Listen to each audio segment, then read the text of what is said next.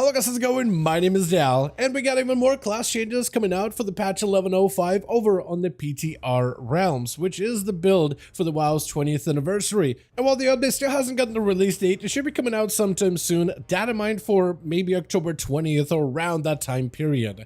And this most recent version of this update continues to evolve our classes, specifically focusing on the class of Hunter, which is getting quite a nice revamp from new talents for Beast Mastery, Marksmanship, as well as Survival, adjusting the gameplay of all three, but also finding new ways to integrate the Dark Ranger playstyle, which is initially one of the most anticipated hero specs that kind of fizzled out with its launch, because it just didn't quite meet the mark when it comes to its overall class fantasy. The things that do into the Dark Ranger actually look amazing over in the PTR. And that's really what I wanted to focus this video on, is the Hunter updates in the most recent PTR build. As always, if you want to see more regular updates like these for the War Within expansion and future updates, be sure to follow the channel and subscribe. But otherwise, let's dive right in.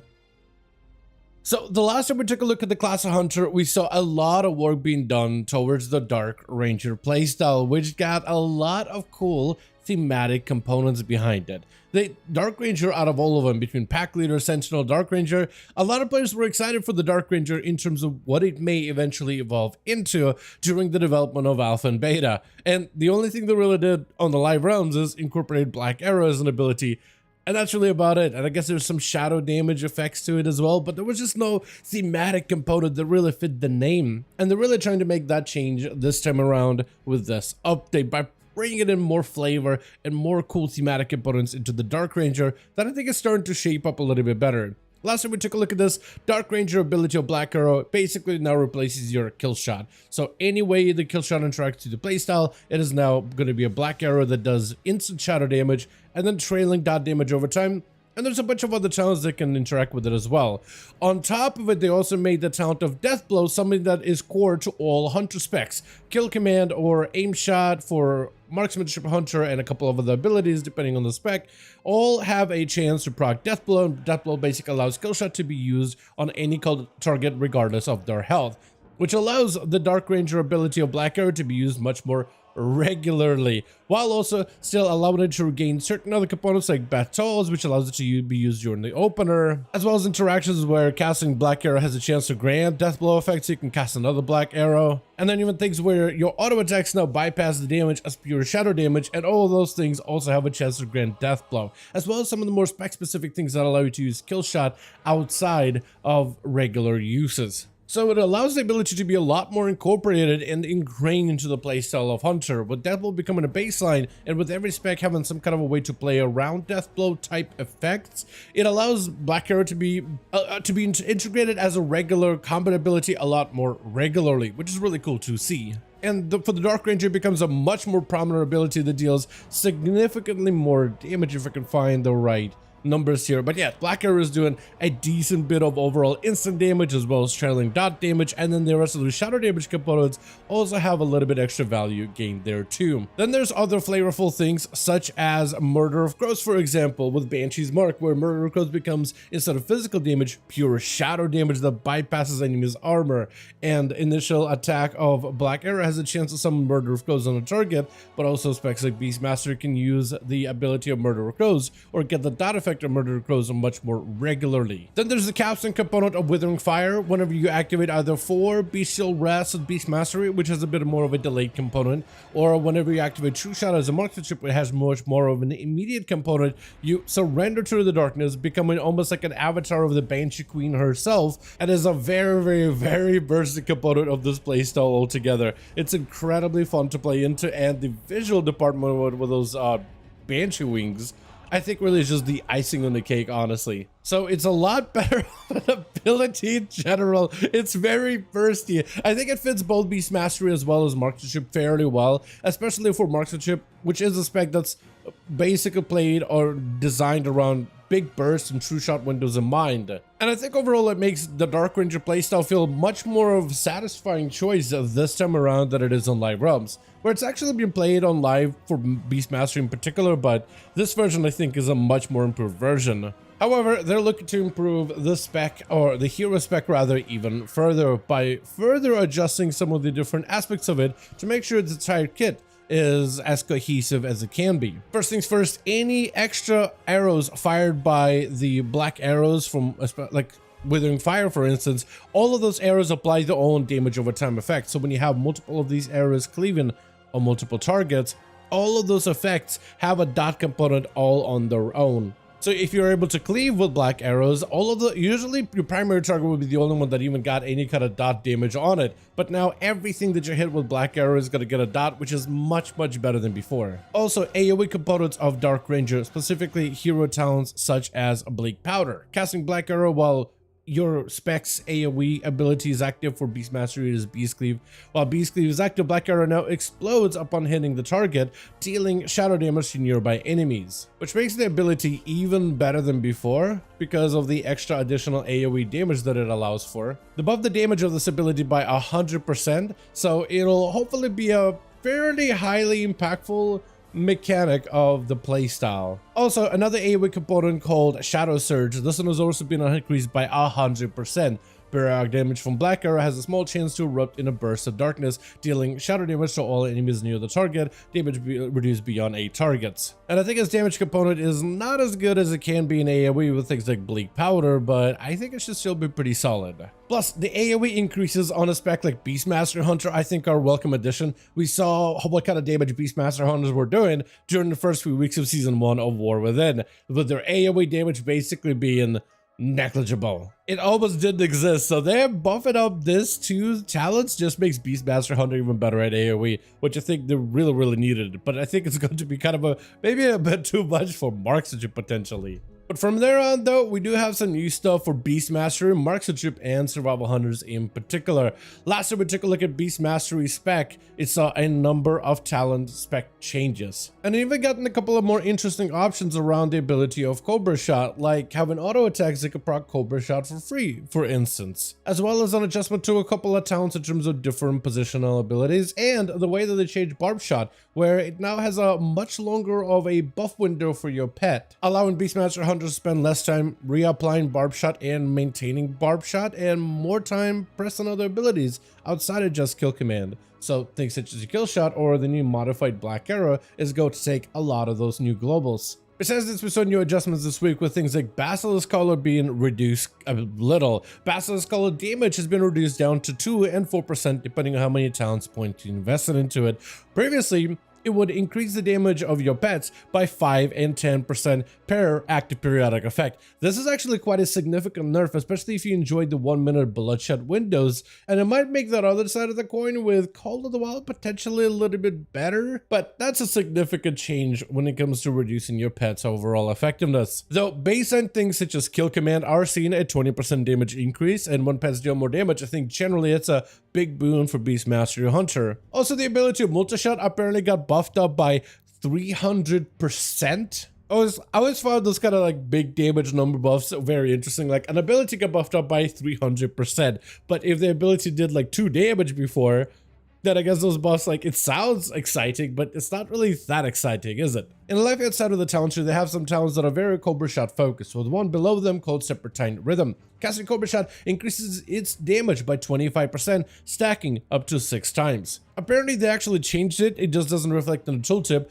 but apparently it's supposed to be Cobra Shot used to deal 15% more damage, stack it up to 6 times. Now it is 25% more damage, stacking up to 4 times, so it's actually supposed to be capped. Also, upon reaching 4 stacks of Cobra Shot, the bonus is then removed, and you gain 8% increased pet damage for 8 seconds. This part of the talent has also been adjusted. They actually increased the damage bonus of that pet from 6% to 8%, but reduces base duration from 10 seconds to 8 seconds, so a little bit of adjustment in the Serpentine Rhythm, but it does seem like one of those talents that will likely gain quite a bit of value, because that 8% bonus for your pet damage is quite nice, to be honest. Plus, if you do take the talent where auto attacks can randomly proc Cobra Shots, then you should be able to get quite a bit of value out of this talent, even if you're not actively spamming Cobra Shot on your own. But of course, you could also not play Snakeskin Quiver. Instead, you could play Cobra Senses, so you can have more control behind when you want this burst window of Serpentine Rhythm. And you could potentially overlap it with things such as your Bestial Wrath, as well as maybe a Bloodshed, or potentially even inside of the Call of the Wild windows,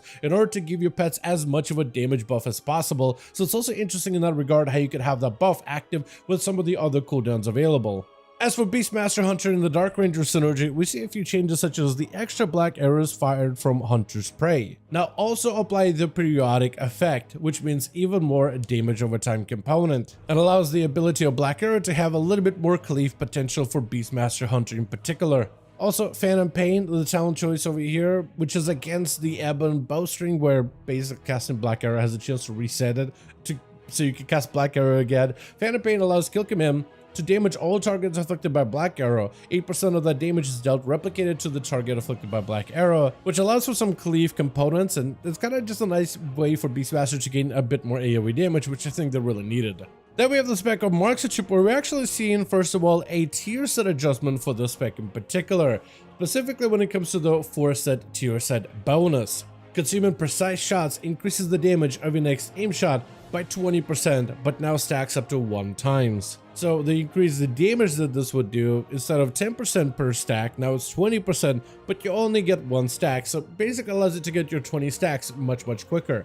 That's because they changed the way the precise shots works over on the PTR for the 1105 servers. Instead of granting you 2 precise shots, it's instead just 1 stack of precise shots, but it allows you for a more juiced up multi-shot or arcane shot.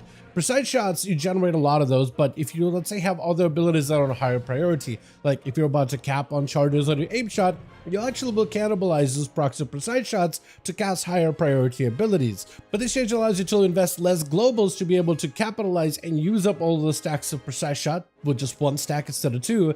1 global to spend on aim shot is a little bit easier to integrate into your gameplay than having to spend 2 globals on 2 arcane shots that all cost a decent bit of focus, where that focus could be used in other higher priority abilities. So I think overall this is a buff in that department, but also they need to adjust it to work better with their tier set. Another change happened to Marksmanship Hunter is with Razor Fragments. When trick shot effects fades or is consumed, or after getting the death blow effect, your next kill shot deals 75% increased damage and will shred up to 5 nearby targets near your kill shot for 25% of the damage dealt by kill shot over 6 seconds.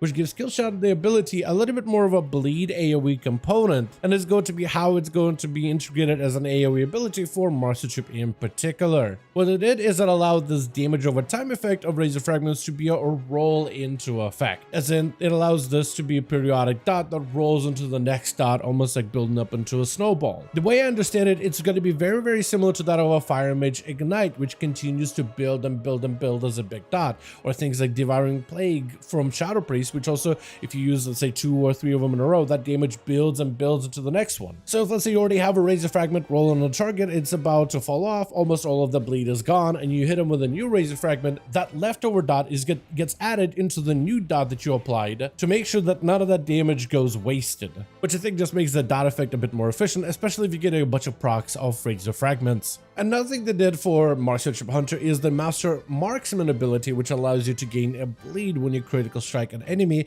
That could also be amplified by unnatural causes, which increases your dot effects, but apparently did not affect Master Marksman talent before. Also, as a Marksmanship Dark Ranger, if you're playing around Phantom Pain, they're also increasing the cleave damage of this, very similar to that of a Beast Mastery, increasing it to 8% instead of 5% of cleave damage to all targets affected by Black Arrow, which allows Marksmanship to have even better cleave than ever before.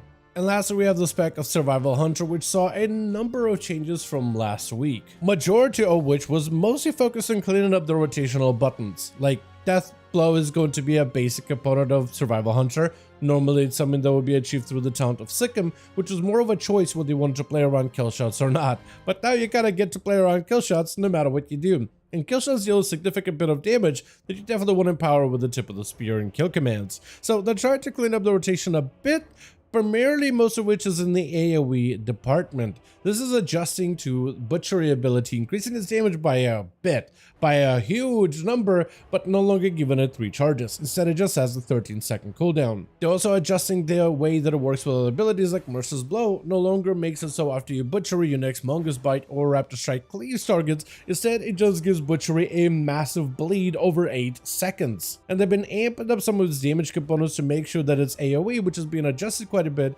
is not falling behind too much. So you have things such as, let's say, Sentinel and the, if I can find it here, Symphonic Arsenal damage increased by 500% since you don't get to spam Butchery nearly as much as Survival. giving it a bit of a different playstyle where you are going to be using Butchery whenever possible as a big hitting ability in AoE and Cleave, but the rest of the gameplay is going to focus around managing your damage. Whether you want to manage a Wildfire Bomb or maybe you want to play around with the contagious reagents and spreading Surplus Sinks to multiple targets, kill commanding enemies to put up a bleed on them. So it's going to have a component where you have big AoE and then little micromanagement things here and there, which allows them to, I think, explore their entire kit a little bit differently. They also did a bunch of stuff for Pack Leader to make that better for survival. I don't think it'll be enough, but they gave Wild Attacks Raptor Strike damage bonus of 20%, which seems like that should be significant. Then also is it Pack Coordination or some other talent? Oh, it is Howl the Pack. Yeah, increasing Wildfire Bomb damage by 20%. So they're really trying to make it better against Sentinel, which has really taken off, but Pack Leader has been a bit behind for survival, so they're trying to make it a little bit more appealing. As of this week's update, particularly though, the change of Fury of the Eagle and how it works, this is mostly just to, like, I guess, make sure that the ability isn't too confusing. So as I literally named every other spec besides survival, as survival hunters press skill commit to gain a stack of Tip of the Spear. And as the use abilities like your grenades or explosive shot, those consume Tip of the Spear to deal additional damage. This functioned a little weird with the ability of Fury of the Eagle, which is a channeled ability, and normally this ability would try to use up a charge of Tip of the Spear towards the tail end of its channel, which was a little confusing for many players, but now when you use Tip of the Spear ability, it instantly consumes the proc of Tip of the Spear, while allowing it to benefit from Tip of the Spear throughout its entire channel. They also greatly increase the damage of the channel and reduces like overall channel time without reducing its damage. It's just more condensed, so it does a ton more damage and it's a lot more upfront in its overall value, which is also good to see. One of the talents we mentioned earlier, which is Merciless Blow, the bleed effect that can be applied to Butchery, they've actually amped it up even further to make sure that it now benefits from other modifiers and can critically strike. What are those modifiers? Hard to tell right now. They didn't really have a detailed post or anything. But I imagine certain stats, maybe even stats like versatility, probably amplify it. I wonder if like it interacted with other talents or not, because it is a bleeding effect, but I wonder if unnatural causes interacted with it before. But they just have like a broad brush of its periodic damage that benefits from damage over time modifiers, so I assume literally any modifier, and can critically strike, so hopefully Merciless Blows becomes a fairly sizable dot in the future and a pretty decent impactful part of the Butchery AoE gameplay. But I would love to see a little bit more for the spec of survival in general. I think what they've done with it throughout beta and alpha has been a lot of fun, but I'm surprised at the popularity of the spec from the beta didn't translate nearly as well as it could have onto the live realms, but hopefully they end up doing a couple more tuning things for this spec in order to let it shine once the 20th anniversary is upon us, because this was by far one of the most popular, if not like top 5 popular DPS classes for Mythic Plus dungeons over in the beta. And specs like Frost Death Knight translated pretty well into live. Things like Arcane Mages translated really well into live. Augmentation Evokers, Affliction Warlocks. But Survival is like the only one that didn't really translate super well onto the live realms, being incredibly popular in beta, but not quite as good in terms of PvE content over on the live realms. So hopefully they'll be able to do some tuning stuff to make sure that the spec gets a moment to shine, because I would love to see Survival Hunters in my group content. But otherwise, I do want to thank all of you guys so much for watching this video, and hope all of you enjoyed. If you did enjoy this update or found it informative, go ahead and give this video a like. I would very much appreciate it. Join our Discord community to continue the discussion on 100 changes with the rest of the community, or let me know all your thoughts on what you think about the 100 changes in the comments down below. And as always, I'll see all of you guys in the next one.